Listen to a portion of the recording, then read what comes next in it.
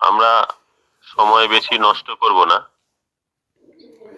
কেননা আমাদের যেহেতু নির্ধারিত সময় সকাল 7:30, আমরা এখন থেকে আজকের যে হেলথ অ্যাওয়ারনেস প্রোগ্রামের মূল যে বক্তা আমরা যাকে পেয়েছি, এবং তিনি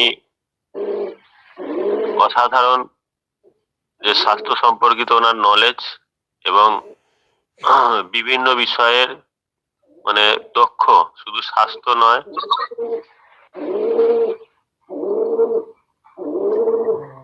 আচ্ছা কার লাউড স্পিকার কার অন হয়ে আছে একটু অফ করে দেবেন প্লিজ।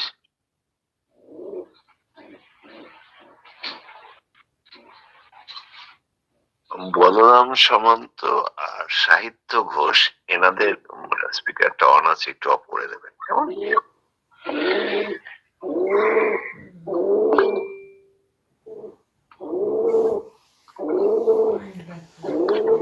বলরাম সামন্ত আপনার স্পিকারটা একটু অফ করে দিলে ভালো হয়। কন্টিনিউ অনুদা। হ্যাঁ, তো আমরা একটু লক্ষ্য রাখবো যে স্পিকার অন বা ভিডিও অন হয়ে আছে কিনা, কেননা অন্যদের তো ডিস্টার্ব হয় এবং সময় নষ্ট হয়ে যায়। তো যাই হোক, তো আমরা আমাদের আজকের মূল বিষয়বস্তুর যে আলোচনার জন্য আমাদের যে মূল বক্তা আজকে স্পিকার আছেন, যিনি একাধারে স্বাস্থ্য এবং শাস্ত্র দুটো বিষয়ই পণ্ডিত মানুষ। আমি একদম সংক্ষেপেই বললাম, স্বাস্থ্য এবং শাস্ত্র। তো উনি আজকের যে হেলথ অ্যাওয়ারনেস প্রোগ্রামের বিস্তারিত আলোচনা করবেন। তিনি আর কেউ নন, আমরা সবাই জানেন, এবং অসাধারণ ওনার বক্তব্যের যে ধার সেটা আমরা আগেও শুনেছি। আমি সেই ব্যক্তিকে ডেকে নেব। আমি ডেকে নিচ্ছি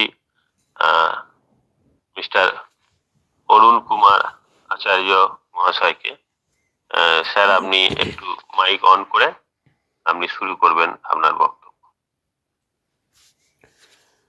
ধন্যবাদ ধন্যবাদ অনুপ স্যার, অনেক অনেক ধন্যবাদ। আচ্ছা, সকলকে গুড মর্নিং, সুপ্রভাত। আপনাদের সকলকে আমার প্রভাতী প্রীতি শুভেচ্ছা এবং একরাশ ভালোবাসা ও সকলকে জয় ফিওনা সম্ভাষণ জানিয়ে শুরু করছি আজকে আমার কিছু কথা, কিছু ভাবনা, কিছু অভিজ্ঞতার নিরিখে তুলে আনা বিজ্ঞানভিত্তিক নিগূঢ় প্রত্যয়। যে প্রত্যয়ে আজ আমরা সকলে জানতে পারব আমাদের মানব জীবনের মৌলিক চাহিদাগুলো কি কি, কে যোগায় সেই প্রতি মুহূর্তে সেই আমাদের মৌলিক চাহিদাগুলি, আমরা কিভাবে অজ্ঞানকে হাতিয়ার করে খাবার নাম করে, পুষ্টি গ্রহণের নাম করে নিজের সর্বনাশ নিজে ডেকে নিয়ে এসেছি, কিভাবে নিজেদের শরীরে কঠিন কঠিন মারণ ব্যাধিকে ডেকে নিয়ে এসেছি। আমরা কিভাবে পাব আমার সেই হারিয়ে যাওয়া তত্তাজা ফুরফুরে নিরোগ শুদ্ধ শরীরটা, কিভাবে পাব আমার সেই হারিয়ে যাওয়ার তত্তাজা ফুরফুরে নিরোগ সেই দেহটা, যে দেহটা ছিল আমার সেই জন্মের মুহূর্তে শুদ্ধ পরিষ্কার পবিত্র। আসুন শুরু করা যাক বিস্তারিত বিজ্ঞানভিত্তিক পর্যাল আলোচনা। 84 লক্ষ প্রজাতির মধ্যে আমাদের এই মানব জনম 4 লক্ষ, এটা শাস্ত্র বললেন। এই 4 লক্ষ মানব জনমের মতো কি হচ্ছে, প্রতিবারেই আমরা যতবার জন্মগ্রহণ করেছি প্রত্যেকটা বাড়ি আমরা একটা করে মা এবং একটা করে বাবা পেয়েছি, আত্মীয় স্বজন, পুত্র পরিবার, বন্ধু বান্ধব, কলিগস পেয়েছি। প্রতিবারের মতো এই মানব জন্মে কি হচ্ছে, পিতার দেহ থেকে কোটি কোটি শুক্র দৌড় প্রতিযোগিতায় মাদ্রি দেহের ডিম্বতে মিলিত হয়ে আমি নামক শুক্র ঘোষিত হয়েছিল কি না, আমি নাকি দৌড় প্রতিযোগিতায় সব থেকে দ্রুতগামী এবং সব থেকে শক্তিশালী শুক্র। তাই হয়েছিলাম আমি একা বিজেতা, আর কোটি কোটি শুক্র তারা হেরে গিয়েছিল। সেই যে সংগ্রাম, সেই যে প্রতিযোগিতা, সংগ্রাম যে শুরু হয়েছিল, সেই প্রতিযোগিতা আজকের ডেটেও হয়ে চলেছে নীরবে নিভৃতে। প্রত্যেকটা মুহূর্তে আমরা প্রতিযোগিতায় অংশগ্রহণ করছি। জাইগোট থেকে এককোষী, এককোষী থেকে বহুকোষী, সেল ডিভিশনের মিওসিসের প্রোফেজ, মেটাফেজ, অ্যানাফেজ, টেলোফেজ দশার মধ্য দিয়ে পূর্ণাঙ্গ শিশু থেকে আজ পর্যন্ত সমানে জুগিয়ে চলেছে তার মৌলিক চাহিদা, পুষ্টি এবং খাবার। আমাদের জীবনের তাহলে মৌলিক চাহিদাগুলো কি কি? আমাদের জীবনে মৌলিক চাহিদাগুলি হলো যেটা প্রকৃতি আমাদের অনেক আগেই দিয়ে রেখেছে। সেটা কি? আমরা জন্মাবার আগেই আমাদের মৌলিক চাহিদাগুলো কি প্রকৃতি আমাদের যোগান দিয়ে দিয়েছে। সেটা কেমন না, বাতাস, আলো, জল এবং খাবার। প্রকৃতি এত দয়াময়, প্রকৃতি এত করুণাময় যে আমাদের জন্মগ্রহণের অনেক আগেই আহার জুগিয়ে রেখেছেন মাদ্রি স্তনদুগ্ধ রূপে। চিন্তা করুন। তো আমাদের মৌলিক চাহিদা প্রকৃতিগত দিক থেকে আসছে বাতাস, যেটাকে আমরা বায়ু বলি, আলো, যেটাকে আমরা তাপ বলি, জল এবং খাবার। প্রকৃতি এত দয়াময় যে আমাদের যার যতটুকু পরিমাণ লাগা উচিত ঠিক সেইভাবেই আমাদের সমানে জুগিয়ে চলেছে। এবার আসুন বাতাসের কথা। বাতাস, আপনারা ইতিমধ্যেই জানেন আমার একটা এনজিও সংস্থা আছে, কেআরডি ফাউন্ডেশন।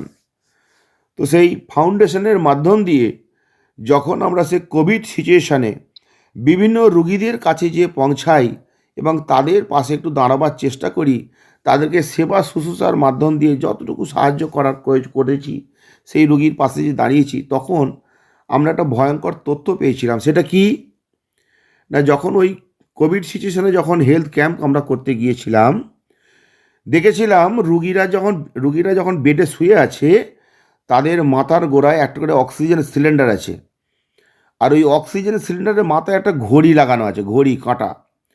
ওই কাঁটাতে টিক টিক টিক টিক টিক টিক টিক করে উঠছে কি না, কে কত অক্সিজেন টানছে।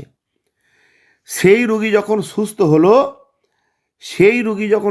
হলো তখন সেই হসপিটালে সেই অক্সিজেন বাবদ বিল কারোর উঠছে 10,000, কারোর উঠছে 20,000, কারোর উঠছে 30,000, 40,000, 50,000, 70,000 ইত্যাদি ইত্যাদি। চিন্তা করে দেখুন, 10 দিন, 15 দিন, 20 দিনে অক্সিজেনের রেট উঠছে ওইটা। এবার চিন্তা করুন, আমরা এখানে যে কজন অংশগ্রহণ করেছি প্রায় 40-42 জন, এবং এর বাইরে যে কোনো মানুষের ক্ষেত্রে যদি প্রকৃতি আমাদের ওই নাকের তলাতে যদি ওই ঘড়িটি লাগিয়ে দিত যে এই তোরা সারাদিনে যত অক্সিজেন টানবি, সন্ধ্যেবেলা বিল মিটিয়ে তবে ঘুমোবি, সেটা কি আমাদের পক্ষে সম্ভব হতো? কখনোই সম্ভব হতো না। প্রকৃতি বিনিময়ে আমাদের কাছ থেকে একটা পয়সাও চাইনি, একদম ফ্রি, পর্যাপ্ত পরিমাণে আমাদের ফ্রিভাবে সেটা জুগিয়ে চলেছে। কিন্তু আমরা এমন মূর্খ, আমরা এমন পাষণ্ড, আমরা প্রকৃতিকে কোনোদিন থ্যাংক ইউ জানাইনি। ডক্টর সমীর কুমার ধারা বলছেন, নিজেকে ক্ষমা করো, নিজেকে ক্ষমা করো, নিজেকে সারেন্ডার করো, নিজেকে সমর্পণ করো, প্রকৃতির কাছে কৃতজ্ঞতা জানাও। আমরা কি করছি? জানাইনি। তো প্রকৃতি যদি আমাদের এই অক্সিজেন টানার বিলটা যদি আমাদের নিত, তাহলে আমাদের উপার্জিত পয়সায় সেই অক্সিজেনের বিলটা আমাদের দেয়া কখনোই সম্ভব হতো না। প্রকৃতি পর্যাপ্ত পরিমাণে জুগিয়ে চলেছে, বিনিময়ে একটা পয়সাও নেয়নি।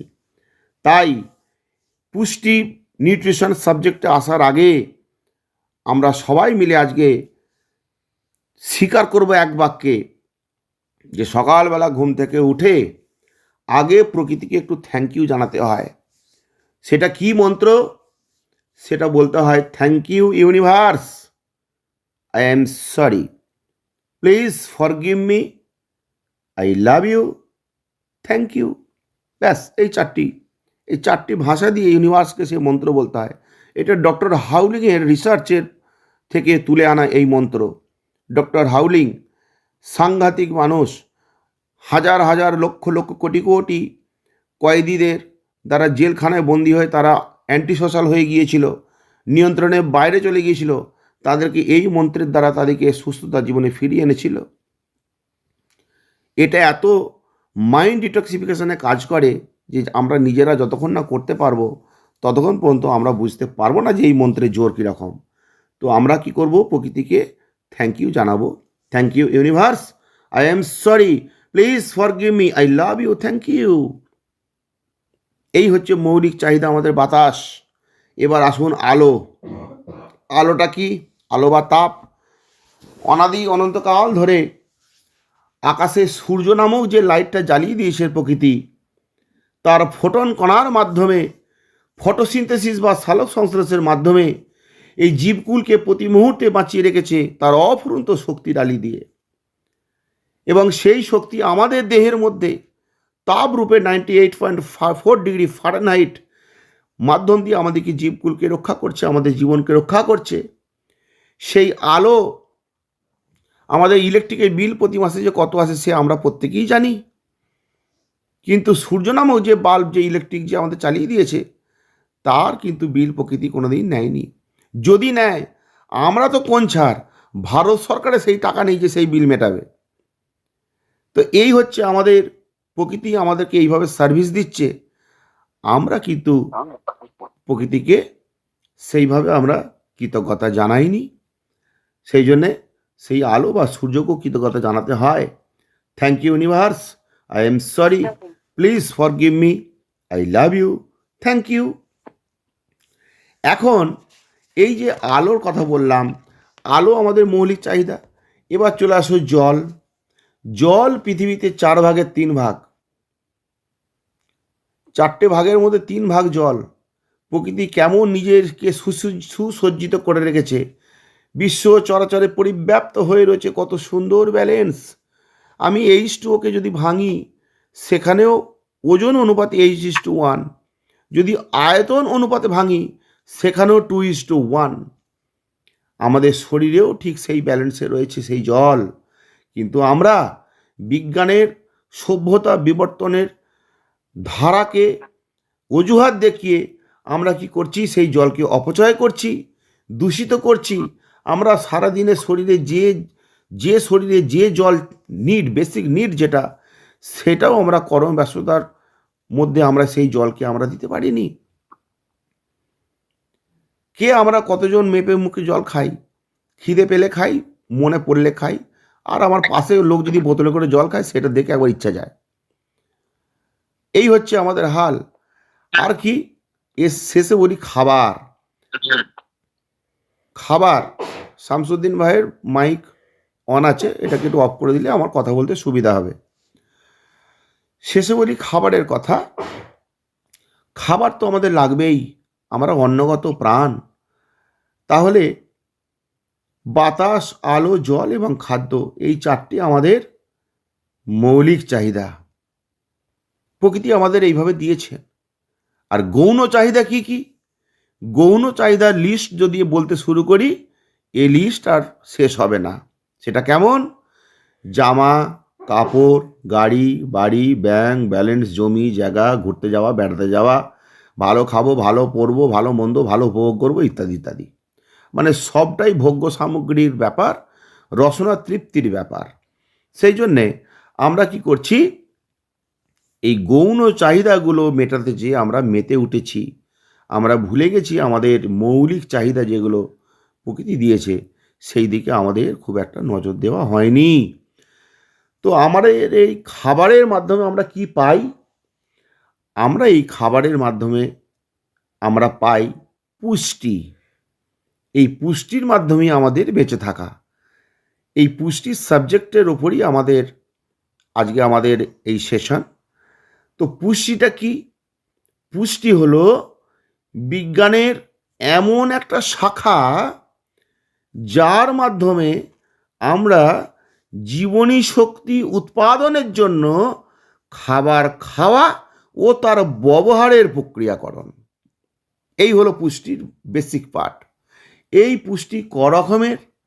এই পুষ্টি সাধারণত আমরা দু রকম করে ভাগ করতে পারি। সেটা সহজ করে বললে কেমন? কার্বোহাইড্রেট, প্রোটিন, ফ্যাট, এগুলোকে বলি আমরা ম্যাক্রো নিউট্রিয়েন্টস। আর ভিটামিন, নানা রকম খনিজ পদার্থ, এগুলোকে বলি মাইক্রো নিউট্রিয়েন্টস। তাহলে কার্বোহাইড্রেট, প্রোটিন, ফ্যাট, এগুলোকে আমরা বলবো ম্যাক্রো নিউট্রিয়েন্টস। আর ভিটামিন, নানা রকম খনিজ পদার্থের যে ডালি আছে, এইগুলোকে বলবো মাইক্রো নিউট্রিয়েন্টস। এই যে কার্বোহাইড্রেট কথা বলছি, এটা অ্যাকচুয়ালি চিনির রূপান্তর। এখান থেকে আমরা সেই অর্থে কোনো পুষ্টি বা ছোবড়া পাই না। ছোবড়া বলতে আমি ফাইবারকে বলতে চাইছি। স্টার্চ জাতীয় খাবার, যেমন ধরুন মটরশুঁটি, ভুট্টা, বিন, মুসুর ডাল, তারপর ওটস, বার্লি, এগুলো আছে আমাদের পাশ্চাত্য দেশে। তো এইগুলো হচ্ছে স্টার্চ জাতীয় খাবার। আর ফাইবার কি? যেমন ফল, শাকসবজি, দানা শস্য, গোটা শস্য, বাদাম, ডাল জাতীয় খাবার। আমাদের প্রতিদিন এই ফাইবার খাবার খাওয়া উচিত, কারণ এই ফাইবার হজমের পক্ষে অনেক অবদান আছে। আমাদেরকে পূর্ণ এবং তৃপ্তিবোধ করাতে সাহায্য করে। তো আসুন এবার আমরা দেখব যে আমরা খাবার বা খাদ্য গ্রহণ করার পর ঘটনাটা আমাদের শরীরে যে কি ঘটে, এবার একটা দেখা যাক। যখন আমরা কোনো খাবার মুখে মধ্যে প্রবেশ করাই, অর্থাৎ মুখে যেই খাবারটা ঢোকালাম, তারপরে আমরা সেই খাবারটাকে চিবাতে শুরু করলাম। এই চিবাতে যে শুরু করলাম, তখন কি হচ্ছে? মুখের লালা অ্যামাইলেজ এনজাইম স্টার্চকে ছোট ছোট পলিস্যাকারাইডে ভেঙে টুকরো টুকরো করে দেয়। খুব সুন্দর করে বুঝবো এই জায়গাটা। এই জায়গাটা বুঝলেই তাহলে আমরা বুঝে যাবো যে আমরা কি করছি। মুখে যে খাবারটা আমরা ঢোকালাম এবং চিবোতে শুরু করলাম, তখন মুখের যে লালা অ্যামাইলেজ এনজাইম স্টার্চকে ছোট ছোট পলিস্যাকারাইডে ভেঙে টুকরো টুকরো করে দেয়। তারপর কি হয়?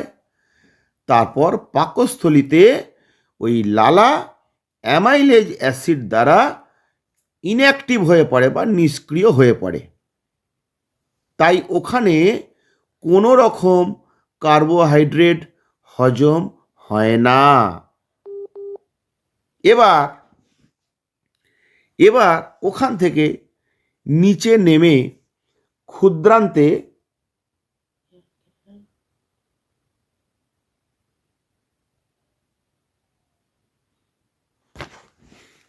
এটা তো বলো,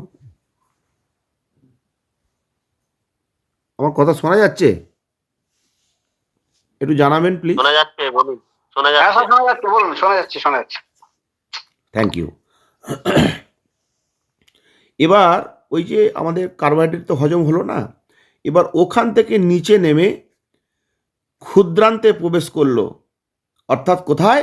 স্মল ইন্টেস্টাইন, যেটাকে আমরা স্মল ইন্টেস্টাইনে বলি, সেই জায়গায় প্রবেশ করলো। ঠিক তখন কি ঘটনা ঘটলো? ওখানে ভিল্লির ব্রাশ ওয়াটারের সাথে সংযুক্ত এনজাইম কার্বোহাইড্রেট হজম সুসম্পন্ন করে। তখন কি হয়? তখন ডিস্যাকারাইড এবং অলিগোস্যাকারাইডগুলি মোনোস্যাকারাইডে ভেঙে যায়। এবার যেই মোনোস্যাকারাইডে ভাঙলো, তখন ওখান থেকে আরও মোটা লার্জ ইন্টেস্টাইন, অর্থাৎ থেকে আরও থিকনেস এবং আরও সেই সাব বেলুনের মতো মোটা লার্জ ইন্টেস্টাইনে প্রবেশ করলো। ওখানে কি হয় না, ওখানে ফাইবার এবং অন্যান্য অপাচ্য যে কার্বোহাইড্রেটের যে অংশ কোটি কোটি ট্রিলিয়ন ব্যাকটেরিয়ার দ্বারা ভেঙে শর্ট চেন ফ্যাটি অ্যাসিড, এটাকে SCFA বলা হয়, শর্ট চেন ফ্যাটি অ্যাসিড তৈরি হয় এবং গ্যাস তৈরি হয়।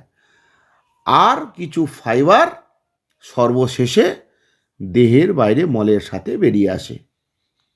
এখন এই যে সমগ্র প্রণালীটা সংক্ষেপে শর্ট করে যে আমি বললাম, এটা এই যে সমগ্র প্রণালীটার মধ্যে খাবার গ্রহণ থেকে হজম, হজমের পর ওই শক্তি কি হয়, বিজ্ঞান বলছে, শাস্ত্র বলছে, কি বলছে, বলছে ওই যে খাবারটা যে গ্রহণ হলো, খাবার গ্রহণের পরে ওই যে শক্তিটা এলো, এই শক্তিটার কতগুলো ধাপে পরপর পরপর যেতে থাকে। সেটা কীরকম?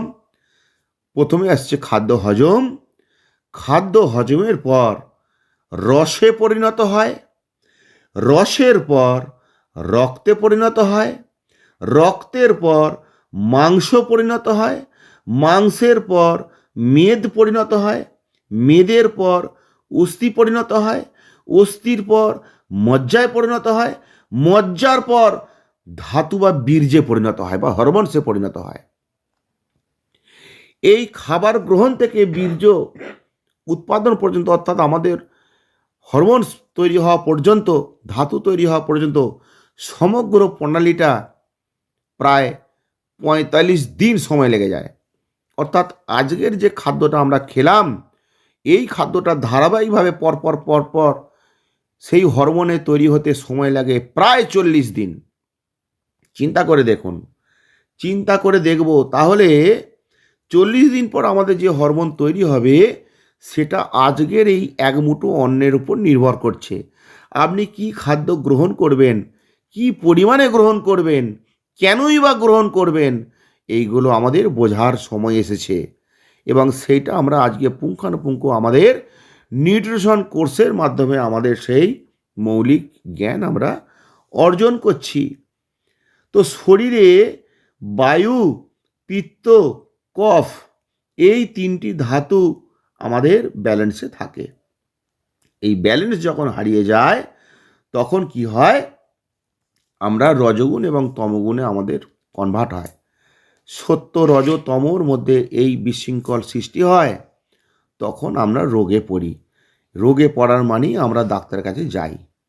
তো এখন বিষয় হচ্ছে এই বায়ু, পিত্ত, কফ, এই ত্রিধাতু সত্য রজ এবং তম গুণযুক্ত হয়ে ব্রহ্মা, বিষ্ণু এবং শিব রূপে এই স্থূল দেহের সৃষ্টি, স্থিতি এবং প্রলয় কার্যে সংসাধিত করে চলেছে। সেই জন্যে বেদে বলা হলো, বেদ হচ্ছে আমাদের প্রাচীন গ্রন্থ। বেদে কত সুন্দর কথা বলছে, একটু আমরা দেখি কি বলছেন।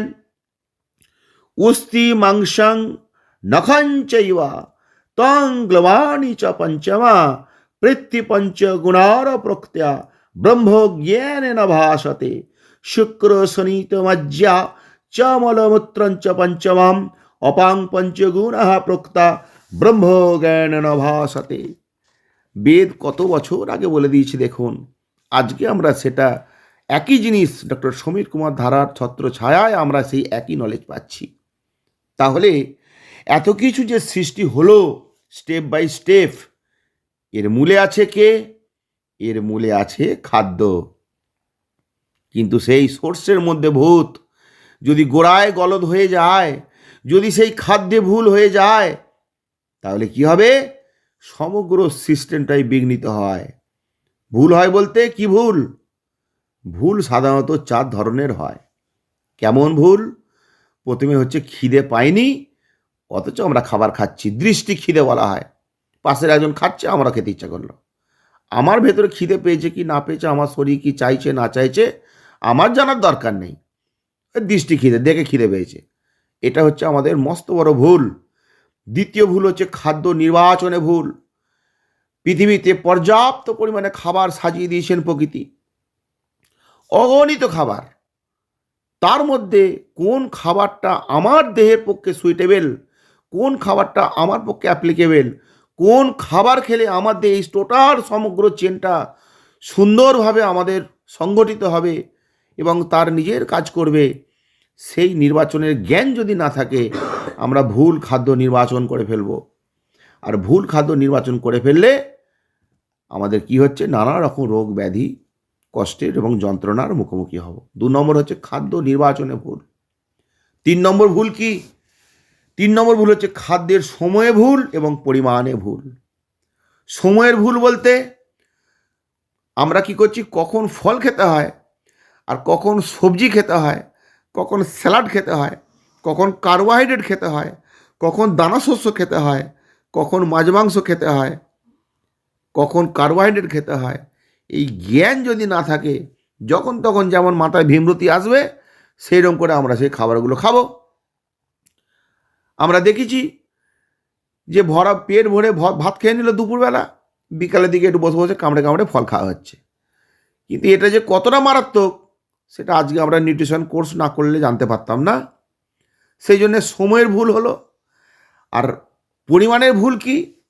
পরিমাণের ভুল হচ্ছে আমাদের দেহেতে যে পরিমাণ ক্যালোরি সারাদিনে লাগবে তার থেকে মাত্রা অতিরিক্ত ক্যালোরি আমরা গ্রহণ করছি, আমরা অজান্তে, অজ্ঞানে, নিভৃতে নীরবে।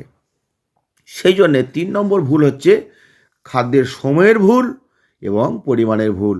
সময়ের ভুল বলতে অগ্রে দিতে হবে ফল, তারপর সবজি, তারপর কার্বোহাইড্রেট।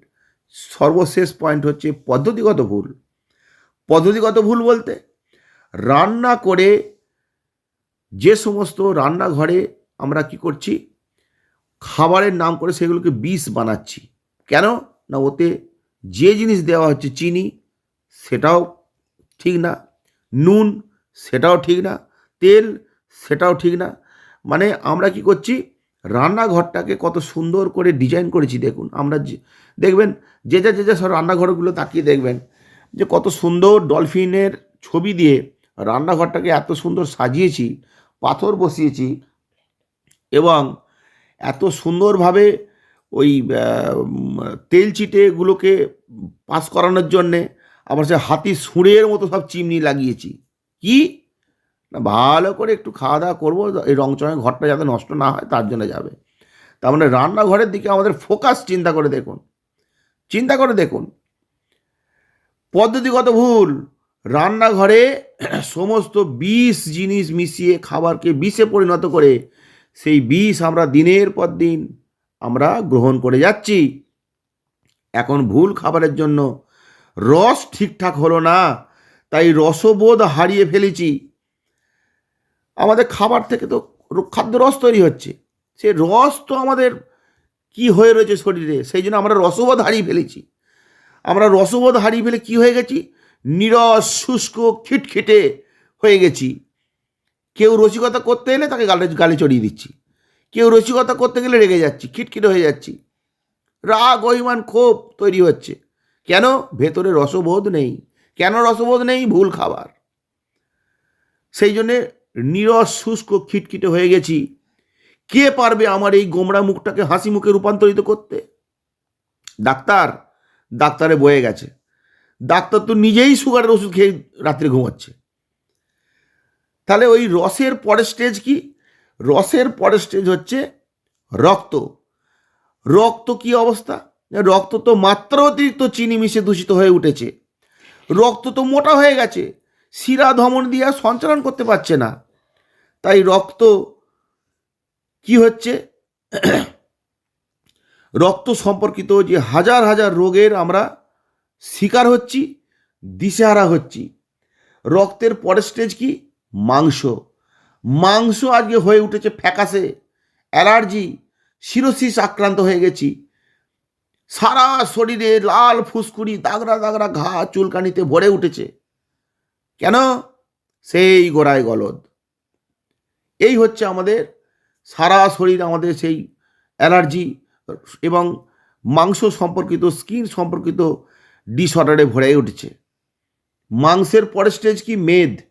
শরীরে যে পরিমাণ মেদ থাকা দরকার তার থেকে হাজার হাজার গুণ বৃদ্ধি পেয়ে সেই মেদ শরীরে পরিব্যাপ্ত হয়ে রয়েছে, কোমরে, থাইয়ে, পাছায়, বুকে, পিঠে, ঘাড়ে, মাথায়, চতুর্ধারে ভর্তি। তার জন্য কি হচ্ছে? কঠিন কঠিন মারণ রোগের শিকার হচ্ছি। এই মেয়েদের এই মাংসের পরের স্টেজ, মেয়েদের পরের স্টেজ হচ্ছে অস্থি। অস্থিটা কি দেখুন, এবার অস্থির হাল কীরকম চারপাশে আমরা দেখুন, মা, মাসিমা, পিসিমা, দাদু, ঠাকুমা, আমার কলিগস, দেখুন কি হচ্ছে গো, কেমন আছো গো পিসিমা? বাবা কোমরের যন্ত্রণা, হাঁটুর যন্ত্রণা, কটকট ধক ধক করছে, আমি হেলতে দুলতে দোলন খেতে খেতে হাঁটছি, দেখো না হাঁটু ক্ষয়ে গেছে, কোমরের হাড় ক্ষয়ে গেছে। ও তোমার এই অস্থির এরকম অবস্থা না? হ্যাঁ, তো এই হচ্ছে অস্থির অবস্থা। অস্থির পরের স্টেজ কি মজ্জা। দেখুন কত লোক বোন ম্যারো রোগে জর্জরিত এবং হাড় পলকা হয়ে গেছে, হাড় পলকা, মজ্জার ব্যালেন্স হারিয়ে গেছে, হাড়ের যে ডেনসিটি সেটা হারিয়ে গেছে, হাড়ের যে স্টেবিলিটি সেটা হারিয়ে গেছে। কি করছি, একটুখানি যদি পা পিড়িতে পড়ে যায় গদাম করে পটাং করে হাড় ভেঙে যাচ্ছে। হাড়ের অবস্থা দেখুন, অথচ আমি ইয়াং জেনারেশান, বুড়োরা তো কোনছার, আমরা ইয়াং জেনারেশান, আমরা পড়ে হাড় ভেঙে ফেলছি। আমাদের হাড়ের স্ট্রেংথ কীরকম চিন্তা করে দেখুন। কেন? সেই পুরানো জিনিস খাবার, খাবারের জন্য সেই গুণগত মান আমরা হারিয়ে ফেলেছি। এবার মজ্জার পরের স্টেজ কি, শুক্র বা বীর্য। দেখুন কত লোকের বাচ্চা হয়নি, বিবাহিত জীবন কত কষ্টের, একটা সন্তানের জন্য কত মা হাহাকার করছে, যে মা চাইছে পুত্র তার হচ্ছে কন্যা। এই সেক্সুয়াল ডিসঅর্ডারে কত দম্পতি হসপিটালে হসপিটালে ঘুরে বেড়াচ্ছে, দিশেহারা হয়ে গেছে, ভারতবর্ষকে চষে ফেলছে, কারোর পয়সা থাকলে ভারতের বাইরে যে চিকিৎসা করে আসছে। কিন্তু দেখুন একটা কথা কত সুন্দর, ভালো লাগবে দেখুন এই জায়গাটা, রবীন্দ্রনাথ কীরকম বলছেন, কি বলছে, বহুদিন ধরে বহু ক্রোশ দূরে, বহু ব্যয় করি বহু দেশ ঘুরে, দেখিতে গিয়েছি পর্বতমালা, দেখিতে গিয়েছি সিন্ধু, দেখা হয় নাই চক্ষু মেলিয়া, ঘর হতে শুধু দুপা ফেলিয়া, একটি ধানের শীষের উপরে একটি শিশির বিন্দু। বহুদিন ধরে টাকার গরমে পাথর বসানো ঘরে, রান্নাঘরে তেল চিটে পাস করানোর জন্য চিমনি লাগিয়ে, ধোঁয়া খেয়ে, নিকোটিন খেয়ে, চিনি খেয়ে, নুন খেয়ে, তেলকে পুড়িয়ে আলকাতরা রান্না করে দিনের পর দিন আমরা সৃষ্টি করে চলেছি। দিনের পর দিন আমার সৃষ্টি করা সেই ছেলে মেয়েদের সেই বিষ খাইয়েছি, নিজে খেয়েছি, আমি খেয়েছি, আমার আত্মীয় স্বজনকে খাইয়েছি, আমার স্ত্রীকে খাইয়েছি, আমার বৃদ্ধা মা বাবাকে খাইয়েছি। খাবারের নাম করে বিষ খেয়েছি দিনের পর দিন, বীজ মেশানো তরমুজ খেয়েছি, সকালে খেয়েছি, মাংস দিয়ে ভাত খেয়েছি, দুপুরে খেয়েছি ফল, রাত্রে আবার বিরিয়ানি কষা মাংস, লিভারে দিয়েছি এক ছোপ দু ছোপ নয়, হাজার ছোপ তেল চিটানি, হাজার ছোপ তেল ঝাল মশলা, মরিচ মশলা, লঙ্কা গুঁড়ো, কাশ্মীরি লঙ্কা গুঁড়ো দিয়ে ভরিয়ে দিয়েছি আমার লিভারকে।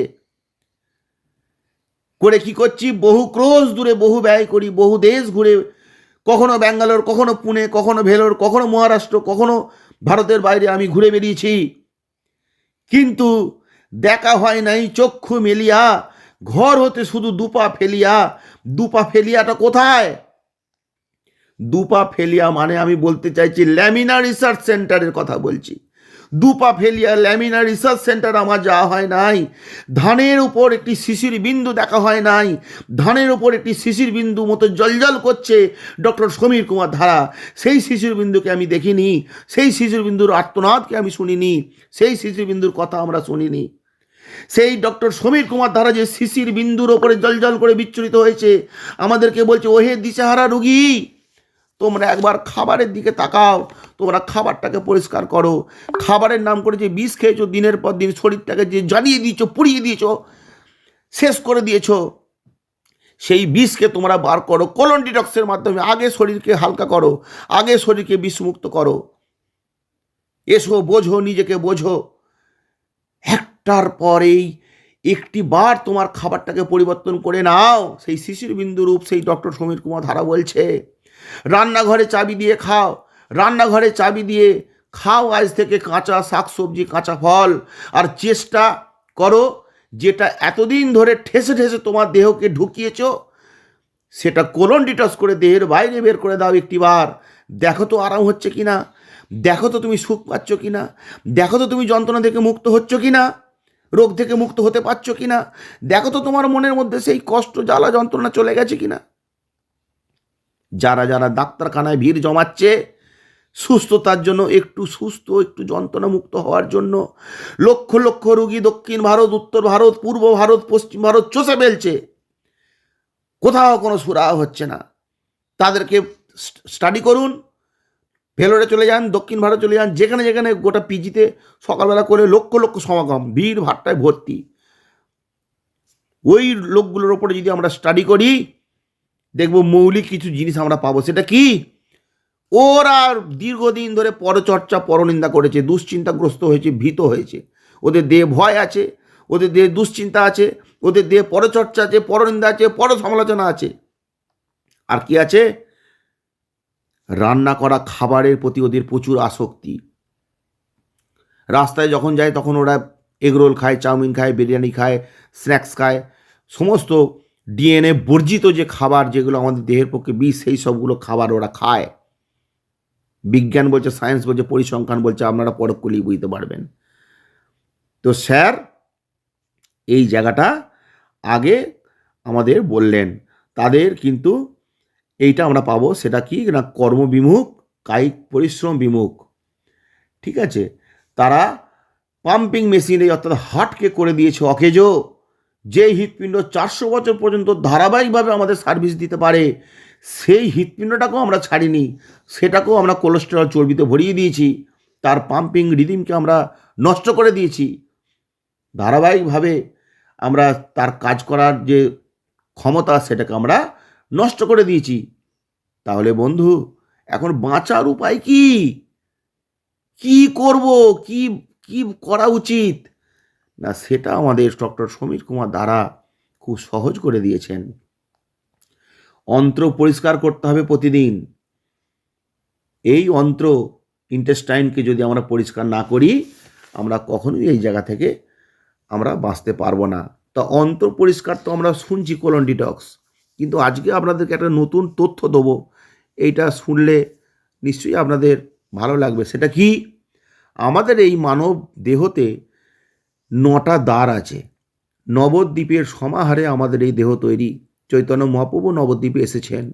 এই 9টা দ্বারের ইনার মিনিং হলো, সেটা কি না? চোখ হচ্ছে 2টো, নাকের ছিদ্র 2টো, কান 2টো, মুখ 1টা, অর্থাৎ এখানে 7টা হলো, আর গুহ্য এবং লিঙ্গ, এই নিয়ে 9টা হচ্ছে আমাদের ছিদ্র। এই 9টা ছিদ্র দিয়ে কি হয়? এই 9টা ছিদ্র দিয়ে আমাদের এই অন্নগত প্রাণ, তো এই শরীর প্রতি মুহূর্তে মুহূর্তে চেঞ্জ হচ্ছে, প্রত্যেকটা সেকেন্ডে সেকেন্ডে দেহের পরিবর্তন হচ্ছে। এই সেকেন্ডে সেকেন্ডে দেহের পরিবর্তনটাকে বলা হয় জরা। টাইম আপ, এই সময়ের স্রোতে এই জরা সেকেন্ডে সেকেন্ডে পরিবর্তন হচ্ছে।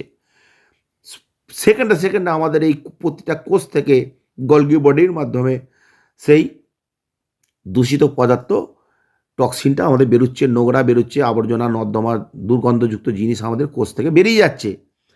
এইটা প্রতিটা সেকেন্ডে সেকেন্ডে হচ্ছে, কিন্তু আমরা বুঝতে পারি কখন? মোটামুটি প্রতি 3 ঘন্টা অন্তর অন্তর। 3 ঘন্টা অন্তর অন্তর আমরা বুঝতে পারি যে হ্যাঁ, আমাদের দেহটা কিন্তু সত্যি সত্যি পচা জিনিস, পচা গলিত বিগলিত দেহ, সেটা আমরা বুঝতে পারি।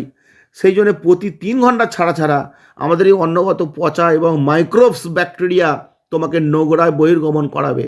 এই 9টা ছিদ্র দিয়ে, শুধু পায়ু নয়, শুধু কোলন ডিটক্স নয়, 9টা ছিদ্র দিয়েই কিন্তু আমাদের সমানভাবে কিন্তু ওই নোংরা আবর্জনা আসে। সেটা কেমন?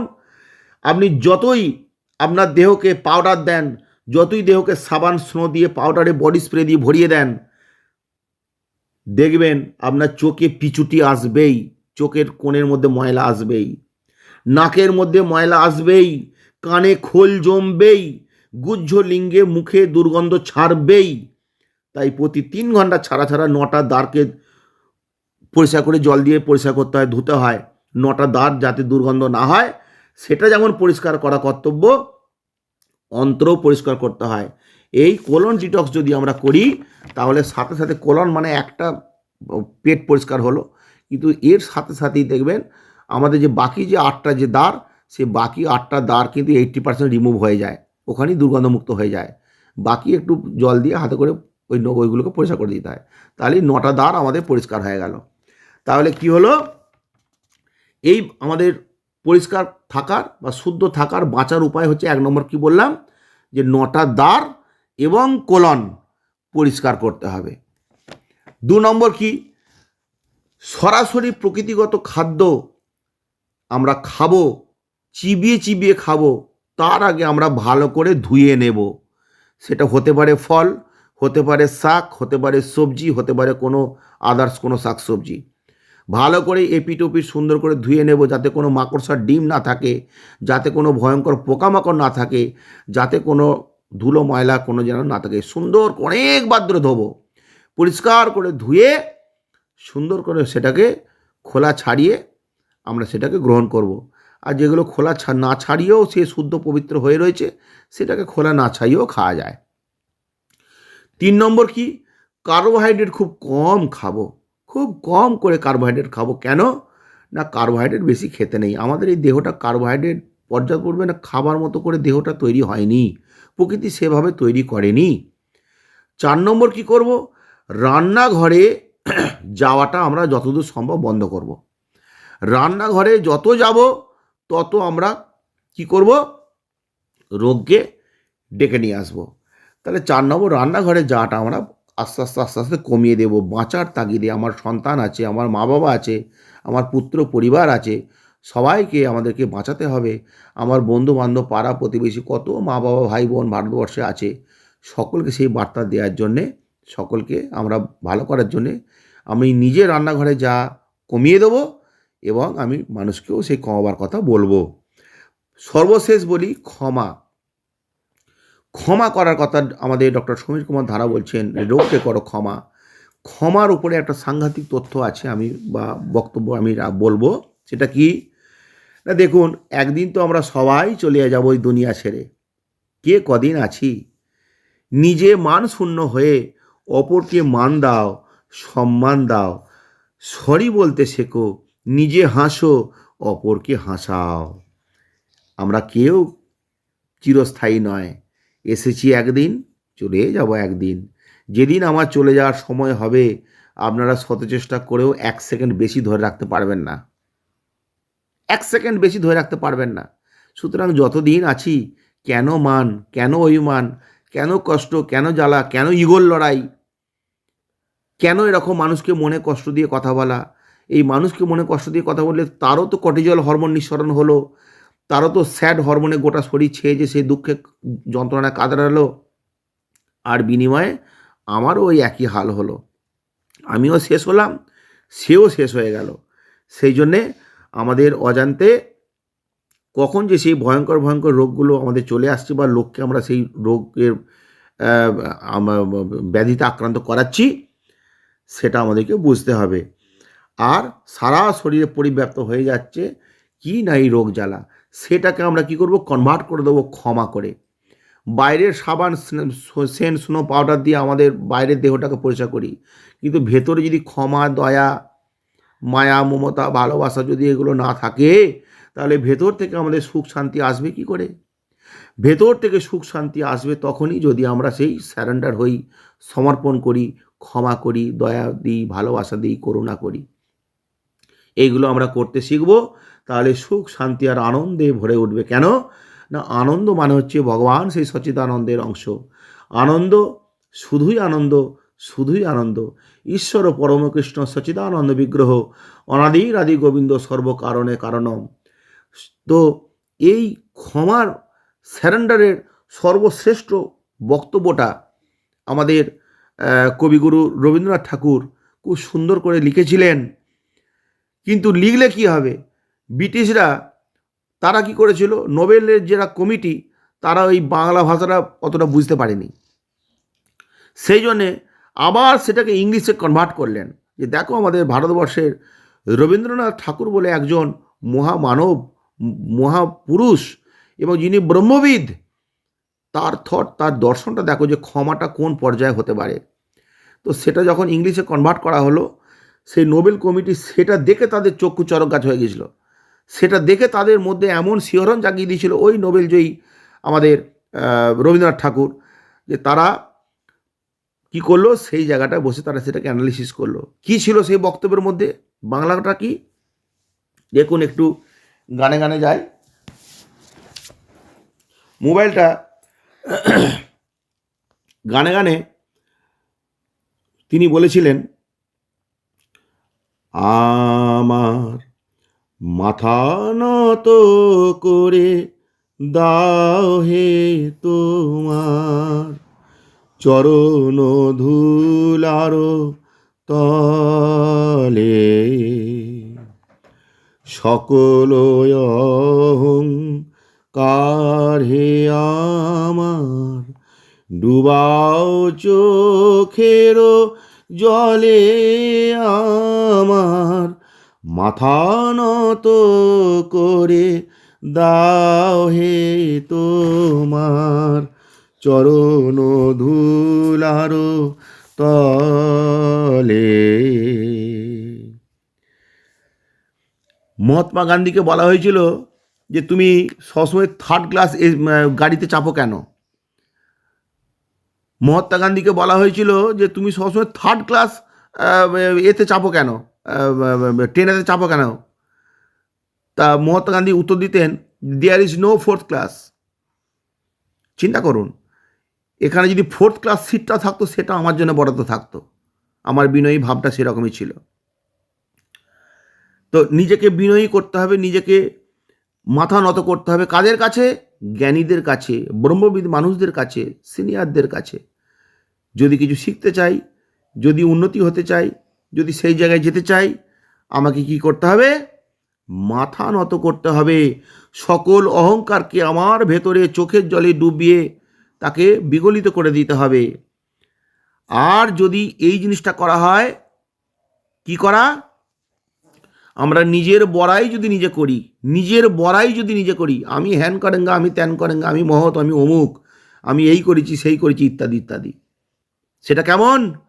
নিজেরে করিতে গৌরব দান, নিজেরে কেবলই করি অপমান। নিজের যদি গৌরব নিজে বড়াই করতে যাও, তুমি নিজেকে কেবলই অপমানই করবে। আমার আমার আমার আমার আমার পুত্র, আমার পরিবার, আমার রান্না, আমার রান্নাঘর, আমার টিম, আমার ডাউনলাইন, যদি আমরা এই করি, আপনারে শুধু ঘেরিয়া ঘেরিয়া ঘুরে মরি পলে পলে, আমার মাথা নত করে দাও হে তোমার চরণ ধুলার তলে। ইউনিভার্সের কাছে দুহাত জোর করে সারেন্ডার করতে হবে।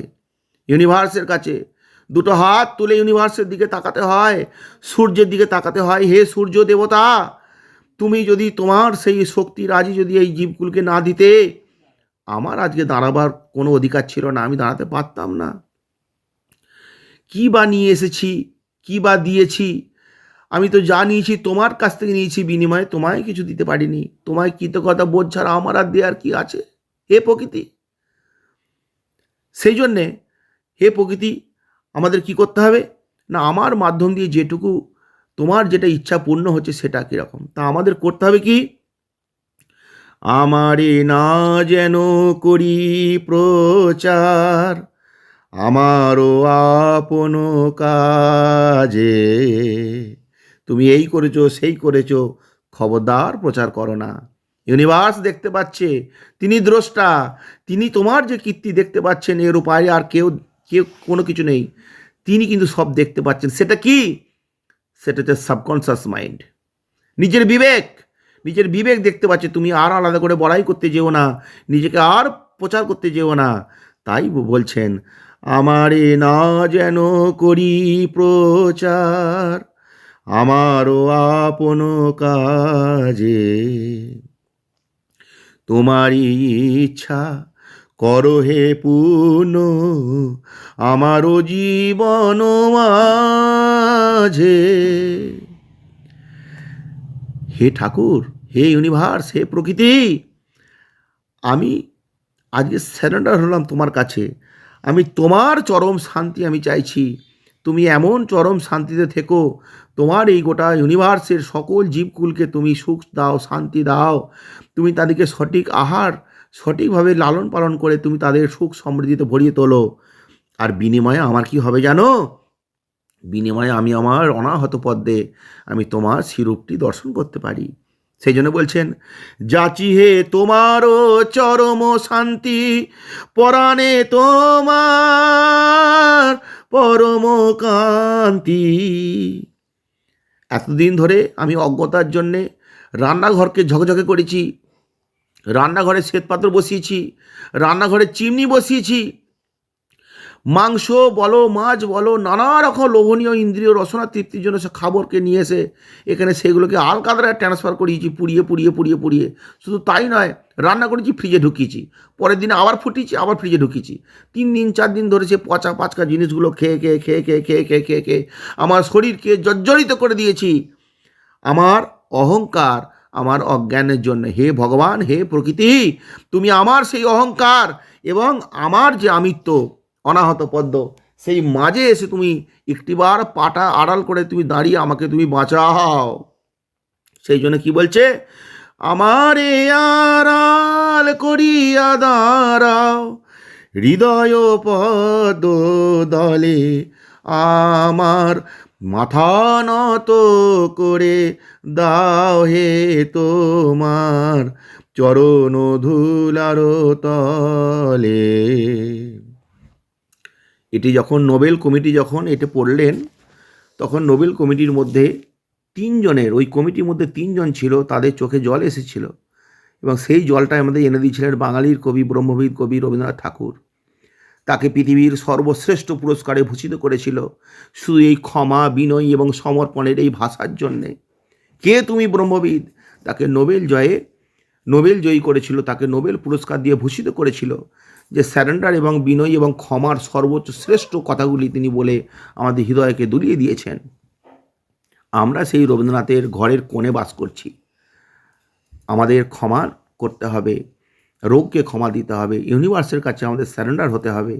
তবে আমরা এই এতগুলো যে পয়েন্ট বললাম, তবে আমরা সেই শুদ্ধ পবিত্র শুদ্ধতা সুস্থতার জীবনে আমরা প্রবেশ করতে পারবো এবং আমরা গোটা ভারতবর্ষটাকে একটু অন্য রকমভাবে আমরা দেখতে পারবো। আসুন আমরা আজকে প্রভাতী এই অধিবেশনে সকলে সমবেত হয়ে কমিটমেন্ট করি যে এইভাবেই যেন আমরা পথ চলতে পারি একজন অপরজনের হাত ধরে। আপনারা সবাই ভালো থাকবেন। আপনাদের প্রত্যেকের চরণে শতকোটি প্রণাম ভালোবাসা জানিয়ে শেষ করলাম। হরি ওম তৎসৎ, হরি ওম তৎসৎ, হরি ওম তৎসৎ।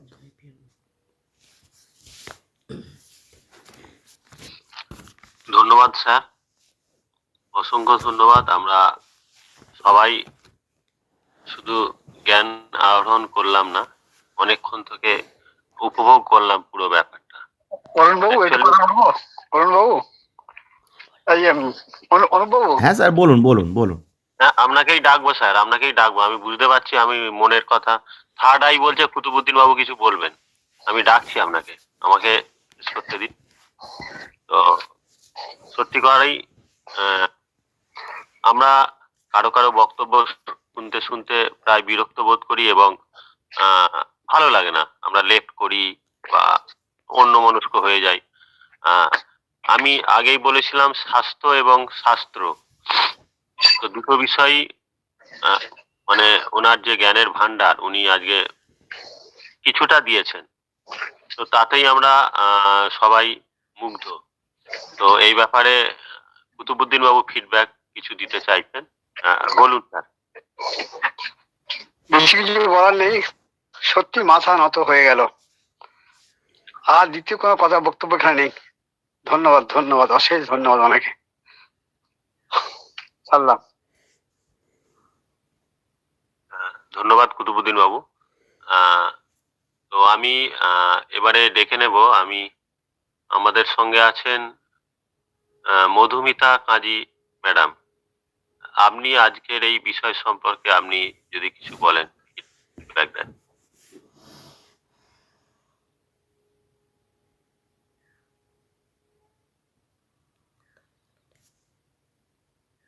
মধুমিতা কাজী। মধুমিতা কাজী ম্যাডাম, আপনি থাকলে মাইক অন করে বলুন। থ্যাংক ইউ অনুপদা। গুড মর্নিং সবাইকে। এখানে উপস্থিত বড়দেরকে আমার শ্রদ্ধা জানাচ্ছি, আর ছোটদেরকে আমার অনেক ভালোবাসা। আর আপনাদের জন্যই আমার অভ্যাসটা চেঞ্জ হয়েছে। প্রথমেই বলি, এই সুপ্রভাত আমার জীবনে এত তাড়াতাড়ি আসতো না। সেটা আপনাদের ভালোবাসা, আপনাদের আন্তরিকতার জন্যই আমার চেঞ্জ হয়েছে। সত্যি আমি মুগ্ধ যে আপনাদের সাথে আমি জুড়তে পেরেছি। তো এরকম মহান মানুষদের সাথে থাকতে পেরে আমি নিজেকে ধন্য বলে মনে করছি। আর কিছু করতে পারি আর নাই পারি, নিজের ভেতরের কিছু কিছু অভ্যাসটা আমি চেঞ্জ করতেই পারবো। যেটা যেটা সব থেকে ভালো লাগলো যে এই স্বাস্থ্য এবং শাস্ত্র, এই দুটো বিষয়েই আমাদের জ্ঞানের দরকার, সব থেকে বড় জ্ঞানের দরকার। যে স্বাস্থ্য যদি ভালো থাকে তবে মন ভালো থাকবে, আর মন ভালো থাকলে গোটা দুনিয়াকেই আমরা ভালো রাখতে পারবো। যদি আমি নিজেই আগে মনটাকে সুস্থ না রাখতে পারি, তাহলে কিন্তু আমার সারা দিনের কাজ কোনোটাই আমরা ঠিকভাবে করতে পারবো না। তো আমি নিজেই আগে জানতাম না যে আমি কেন এতটা রেগে থাকি। কারণ আমি ভাবতাম আমি নিজে সুস্থ আছি, আমার প্রবলেম হচ্ছে, আমি মেডিসিন খেয়ে নিচ্ছি, আমি ভালো আছি। কিন্তু না, আমি ভালো ছিলাম না, কারণ আমার স্বাস্থ্যটাই ঠিক ছিল না। আমি মেডিসিন গুলো মানে এত মেডিসিন যেটা নেয়ার ছিল না সেটা কিন্তু আমি খেয়ে যেতাম অনবরত।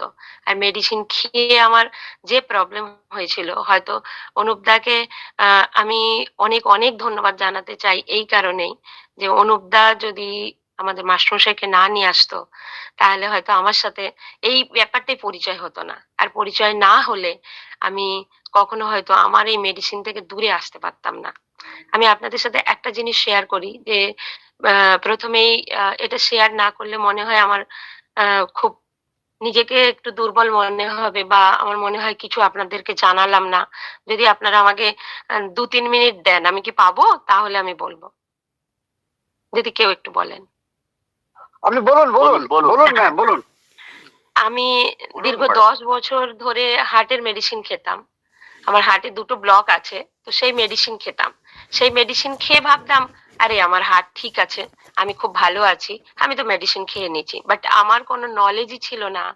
এই হার্টের মেডিসিন খেয়ে খেয়ে আমি একদিন মৃত্যুর দিকে ঢলে পড়ছিলাম। আমি 16 সালে আমার হার্টে ব্লক ধরা পড়ে।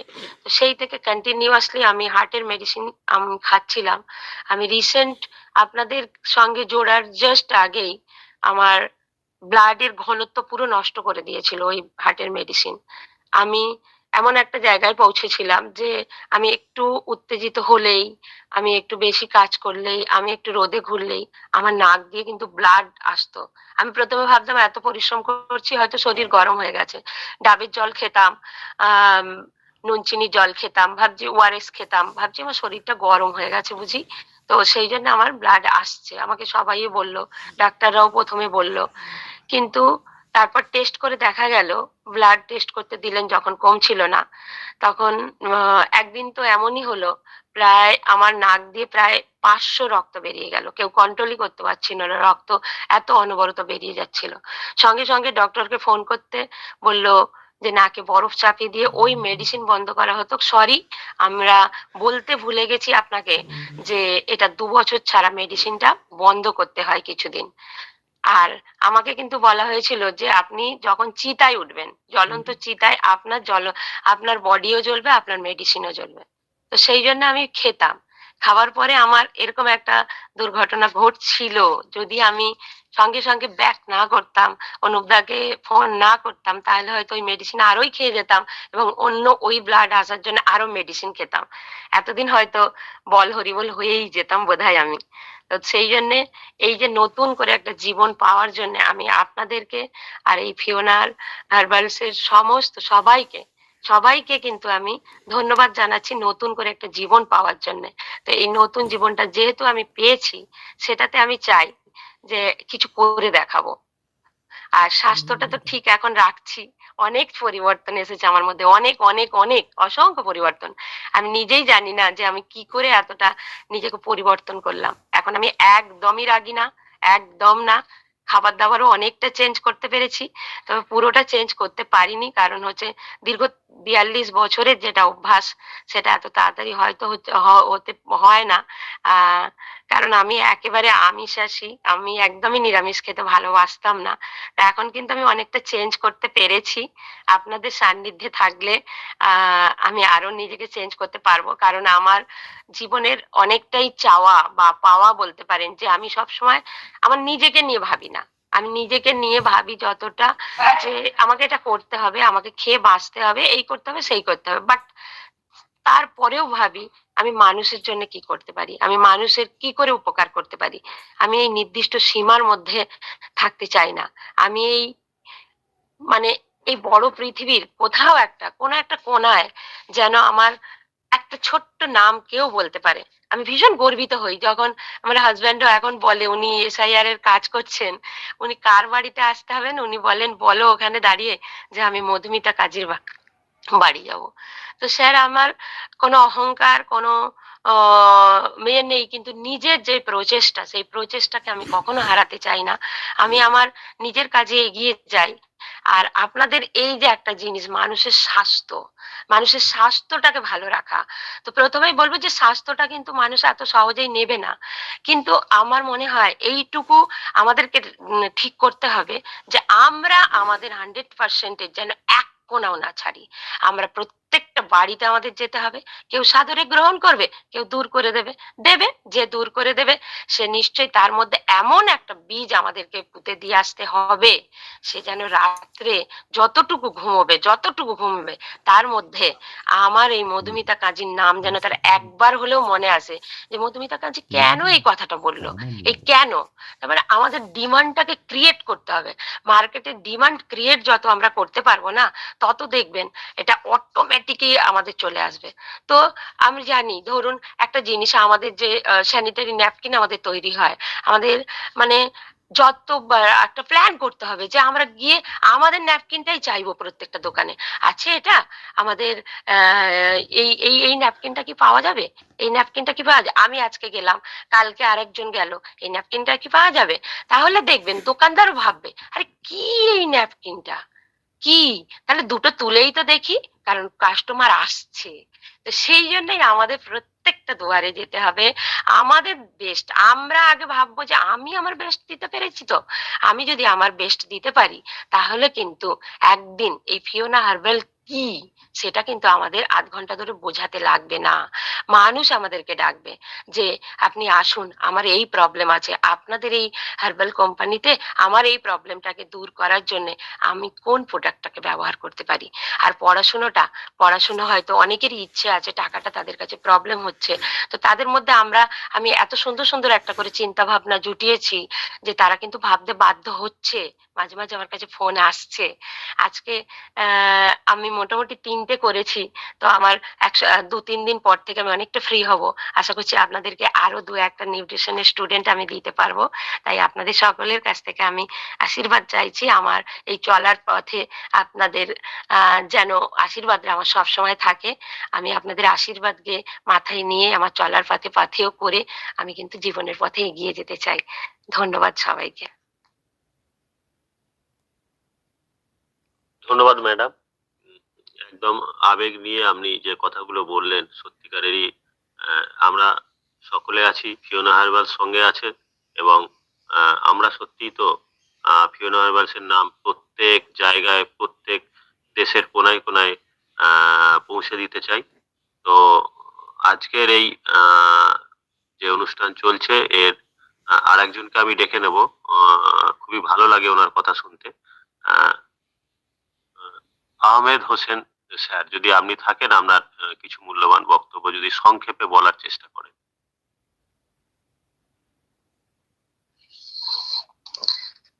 Good morning. আজ এই শুভ সকালে আজকের যে প্রোগ্রাম শুনলাম ওই স্যারের, সত্যি অসাধারণ।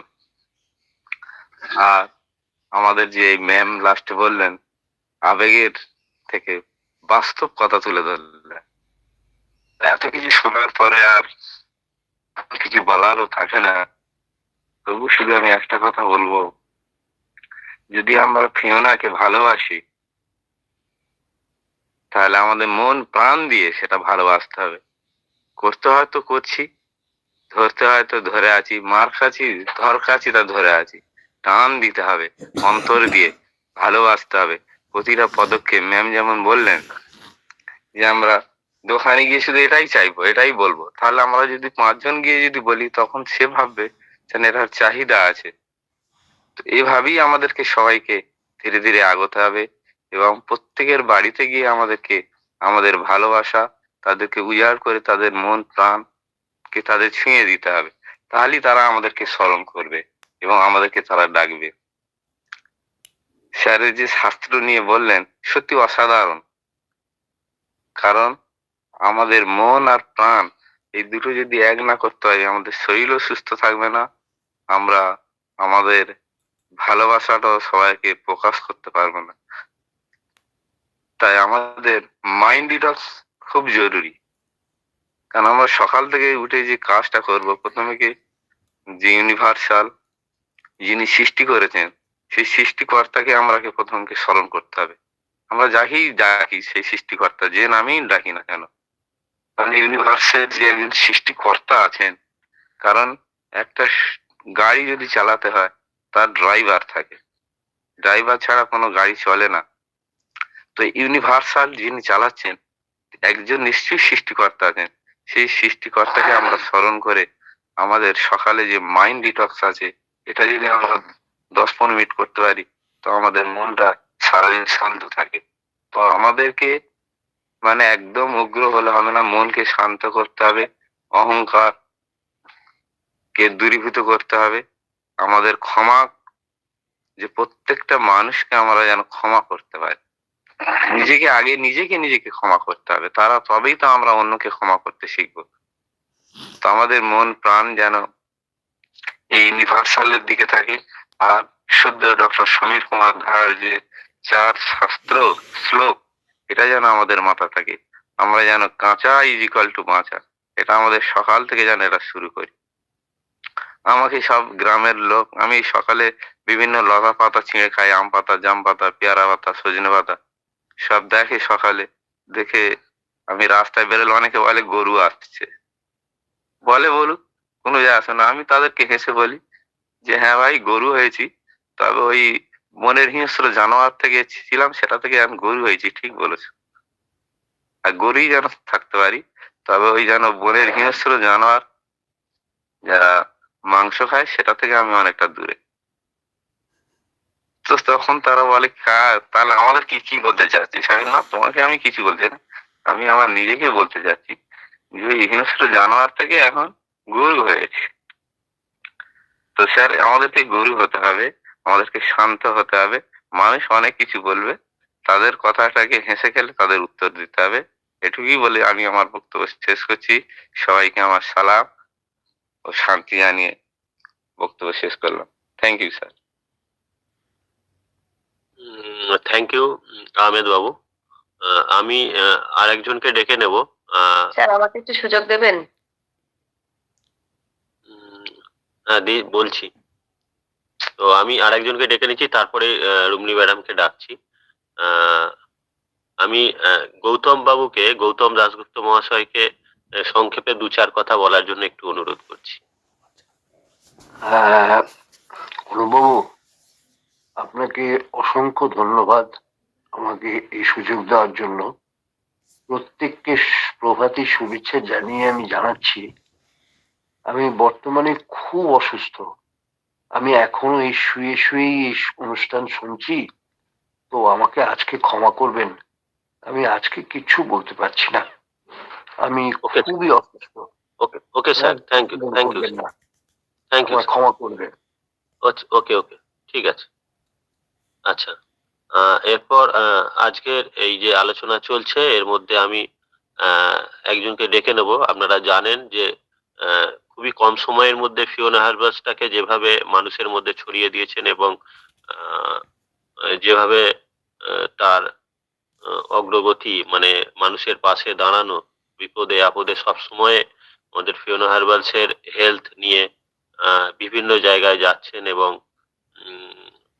বর্তমানে উনি একটি র্যাঙ্কও অ্যাচিভ করেছেন। আমি সেই রুমলি ম্যাডামকে ডেকে নিচ্ছি সংক্ষেপে কিছু বলার জন্য। আমাকে সুযোগটা দেওয়ার জন্য ধন্যবাদ স্যার। আর প্রথমে গৌতম স্যারের যে কষ্টটা হচ্ছে, খুব তাড়াতাড়ি আপনি ভালো হয়ে উঠুন। আমি জানি আপনার অনেক রকম সমস্যা থাকে। তো যাই হোক, আমাকে সুযোগটা দেওয়ার জন্য আরেকবার ধন্যবাদ দিচ্ছি। যেটা বলার জন্য আমার ইচ্ছে হচ্ছিল, সেটা হচ্ছে প্রথমে আমাদের স্যার, শ্রদ্ধেয় অরুণ স্যার আমাদের সত্যি খুব সমৃদ্ধ করে দিয়ে গেলেন।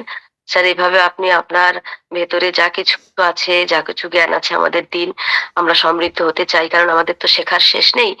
সেই সঙ্গে মধুমিতা ম্যাডামকে আমরা চাই, কারণ মধুমিতা ম্যাডামের ভেতরের মনের যে একটা শক্তি, ওনার যে মনের জোর, সত্যি এ জোর আমাদেরকে ভীষণ ভাবে উদ্দীপিত করে। এবং আমাদের সঙ্গে থাকলে আমরা খুব খুব মনের জোর আমাদের, মানে কি বলবো, কয়েক হাজার হাজার হাজার গুণ আমাদের বেড়ে যায়। সেজন্য ম্যাডামকে আমরা চাই, স্যারকে আমরা চাই। আর আজকে ফিডব্যাক দেওয়ার পেছনে আমার কারণ হচ্ছে, আমরা জানি খবরের কাগজের পাতার প্রথম লাইনে যে হেডলাইনটা যে যত সুন্দর করে দিতে পারে, তার কিন্তু খবরের কাগজ পড়ার প্রতি একটা আশা বা ইচ্ছে বেশি বেশি করে প্রকাশ পায়। তো আজকে স্যার মাস্টারমশাই অনুপ কুমার গায়েন, উনি এমন করে একটা শিরোনাম তৈরি করেছেন, যিনি স্বাস্থ্য এবং শাস্ত্র দুটোতেই যিনি জ্ঞানী। এই যে এর মধ্যে যে কত কথা লুকিয়ে আছে, সেটা নিশ্চয়ই আমরা বুঝতে পারছি। তো উনি এই যে সুন্দর করে এক কথায় প্রকাশ করেছেন, সেই জন্য আমার খুব ভালো লেগেছে। ফিডব্যাকটা আমি সকলের জন্য দিলাম, সেই সঙ্গে স্যারের জন্য স্পেশালি আমি বলছি, আমার খুব ভালো লেগেছে। আপনি এইভাবে আমাদের অনুষ্ঠান মাঝে মাঝে সঞ্চালনা করুন। আমি আমার বক্তব্য এখানেই রাখছি। ধন্যবাদ ম্যাডাম। তো সময় প্রায় শেষের দিকে, তো আমি আর দীর্ঘায়িত করব না। আমি এরপরে আমাদের প্রদীপ বাবুকে ডেকে নেব। প্রদীপ পাল মহাশয়, আপনি প্লিজ এই সময়টুকু, বাকি সময়টুকু আপনি একটু পরিচালনা করুন। ধন্যবাদ। গুড মর্নিং সবাইকে।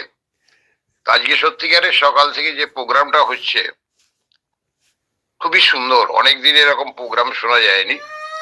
আমাদের অনুপবাবু যেভাবে আলোচনা করলেন, অরুণবাবু, তো অরুণবাবুর ওই আলোচনাতে সত্যিকারের আমরা যে মানুষকে আজকে নিউট্রিশন সম্বন্ধে বলছি, সত্যিকারের অ্যাকচুয়াল নিউট্রিশন হচ্ছে অরুণবাবুর আলোচনাতে শোনা গেল। আমাদের স্যার যেভাবে প্রত্যেকটা মানুষকে আজকে চেষ্টা করছে যে নিউট্রিশনের উপর নলেজ দেওয়া, তার প্রাথমিক জায়গাটা কিন্তু অরুণবাবু সত্যিকারের আলোচনায় বুঝিয়ে দিয়েছেন। খুবই ভালো লাগছে মিটিংটা। এবং আমরা তো আছি, আজকে দেখলাম প্রায় 70 জনের মতন এখানে ছিলেন।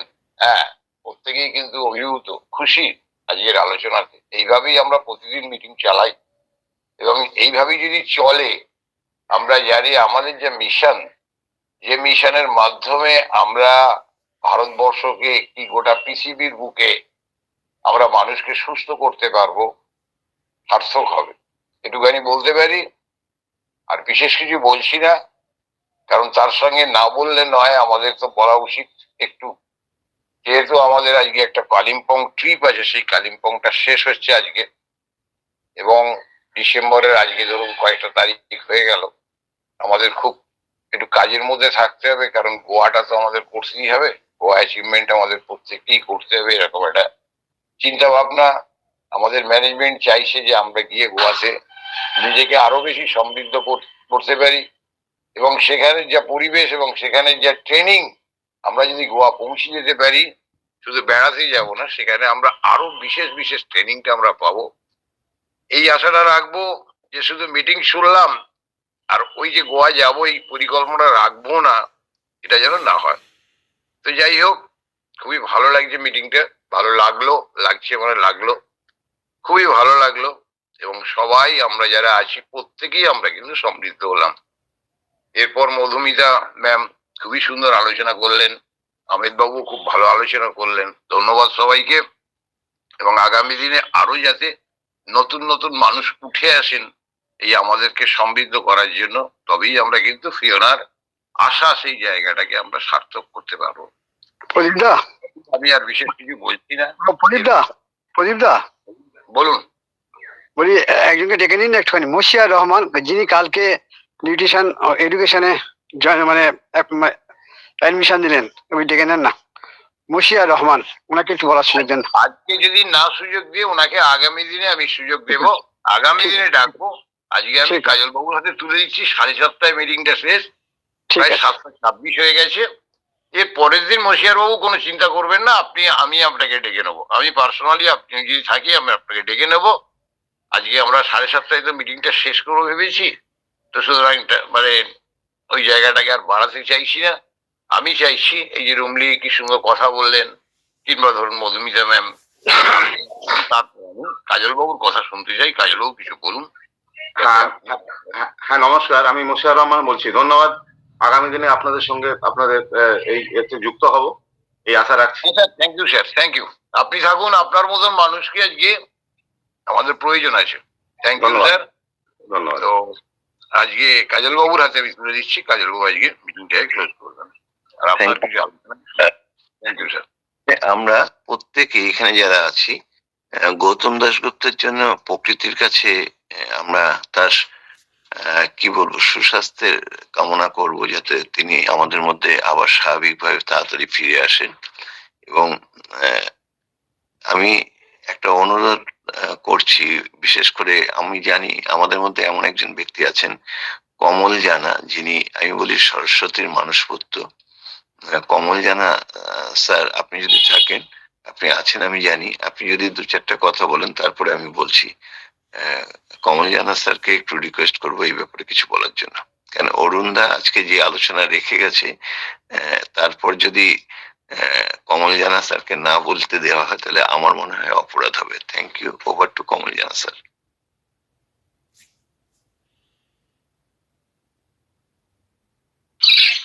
হ্যালো হ্যালো বলুন, শোনা যাচ্ছে, বলুন। হ্যাঁ, আমি একটু ব্যস্ততায় আছি, যদিও জাস্ট হালকা করে একটু বলি যে সবাইকে প্রণাম জানিয়ে, শ্রদ্ধা জানিয়ে, অরুণ বাবুর বক্তব্যটা আমি শুনবো বলে খুব তাড়াতাড়ি উঠেও ছিলাম। ইভেন আমি খুব নোট করেছিলাম প্রতিটা কথা ওনার। আগেও ওনার কিছু কথা খুব ভালো লেগেছিল। উনি যেটা বেদ বা এসব নিয়ে, মানে আমাদের অনেক জিনিস অজানা, সত্যি কথা ওনার আজকে বক্তব্য শুনে মনে হয়েছিল যে অনেক জিনিস আমরা জানি না। খুব ভালো লেগেছিল, তার জন্য আমি নোট করেছিলাম।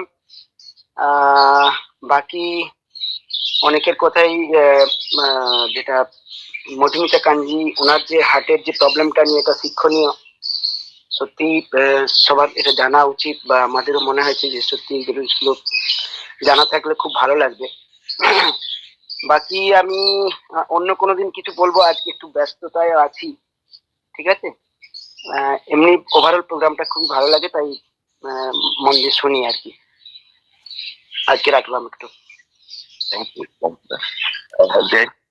অরুণদা আজকে যে আলোচনা রেখেছে, আমি অরুণদাকে ধন্যবাদ জানাবো না, মানে ওনাকে মনের ভিতরে স্থান করে নিলাম। কেননা আমার শুধু মনের ভিতরে না, উনি এখানে যারা আছে সবার মনে স্থান পেলেন।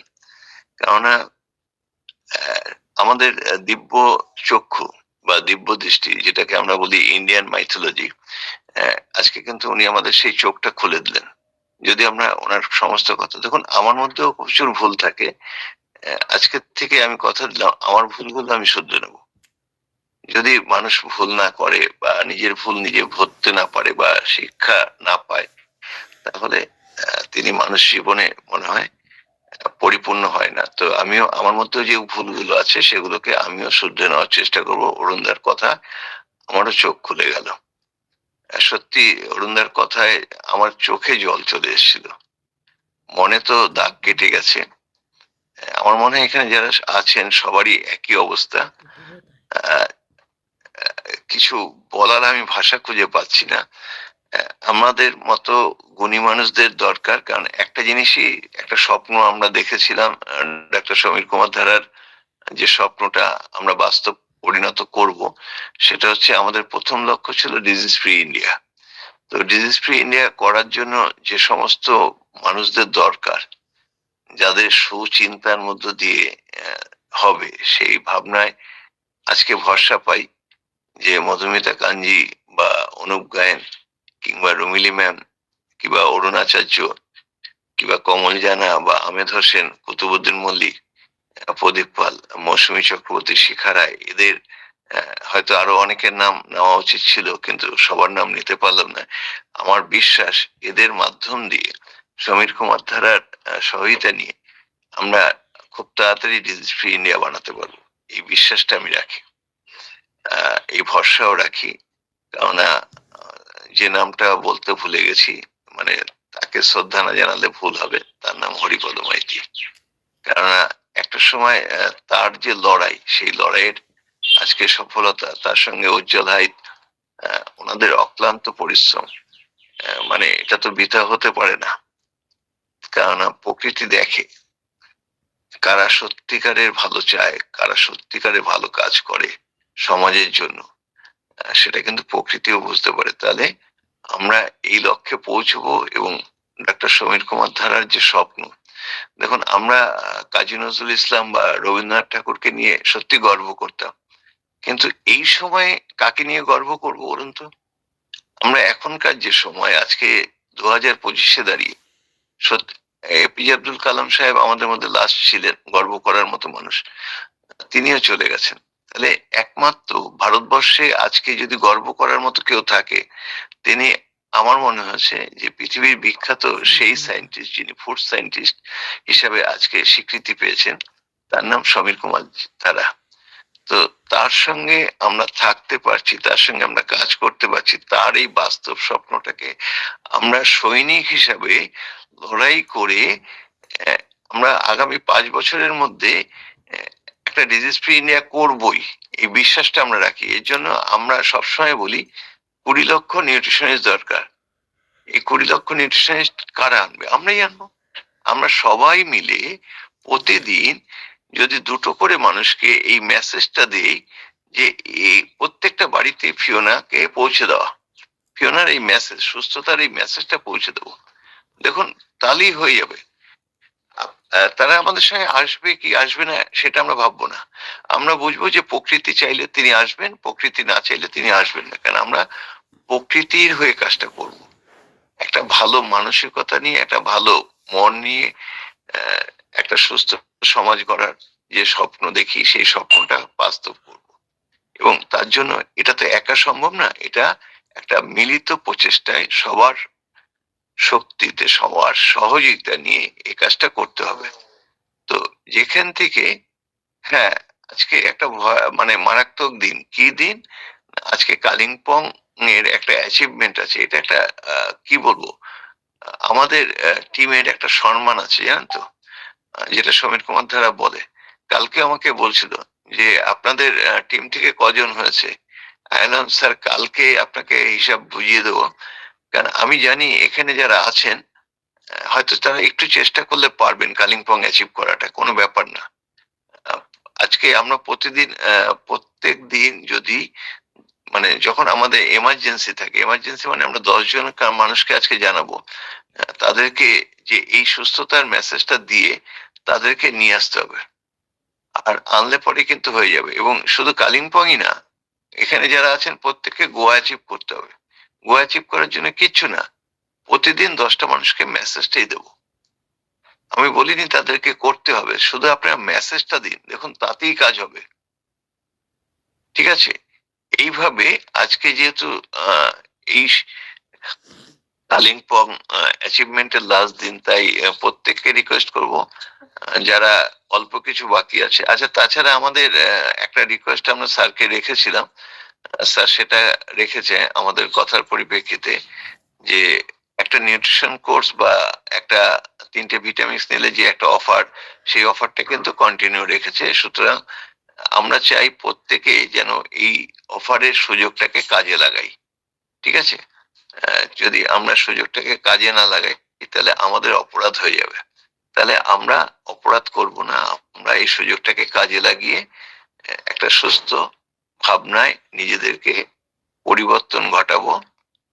আর আমি আজকে সত্যি কথা বলতে গিয়ে অরুণদার ওই কথা শোনার পর আমি নিজেই ভাষা হারিয়ে ফেলেছি। তো আজকে অনুষ্ঠান যিনি প্রথম পরিচালনার দায়িত্ব নিয়েছিলেন তার কাছেই সমর্পণ করছি। তার নাম আমি মাস্টারমশাই বলে ডাকি, তিনি আমাদের সবার প্রিয় অনুপদার হাতেই আবার শেষ করার জন্য দায়িত্বটা তুলে দিলাম। Thank you, over to Anup গায়ে। ধন্যবাদ স্যার। সময় আমরা প্রায় অতিবাহিত করে ফেলেছি। সকাল থেকেই খুব ভালো প্রোগ্রাম হচ্ছে, সবাই সুন্দর সুন্দর স্বল্প সময়ের মধ্যেও যারা বলেছেন খুব সুন্দর বলেছেন, কম সময়ে ফিডব্যাক খুবই ভালো হয়েছে। অরুণ বাবু খুব সুন্দর অনেকটা বক্তব্য দিয়েছেন এবং সত্যিকারই সমৃদ্ধ হয়েছে সবাই। কেউ হয়তো আমরা যেমন বলি না, স্টেজে কেউ গান করলে এমন সুন্দর শিল্পী থাকে কেউ জায়গা ছেড়ে উঠতে চায় না, তো আজকে উনি স্বাস্থ্য এবং শাস্ত্র এবং সাহিত্য সব সম্পর্কেই এমন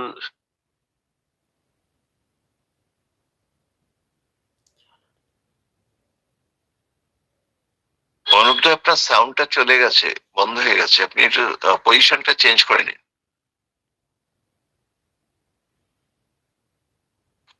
অনুপদা, আপনার মাইকটা যে কোনো কারণে বন্ধ হয়ে গেছে, যদি মনে হয় মিনিমাম যদি, হ্যাঁ কন্টিনিউ।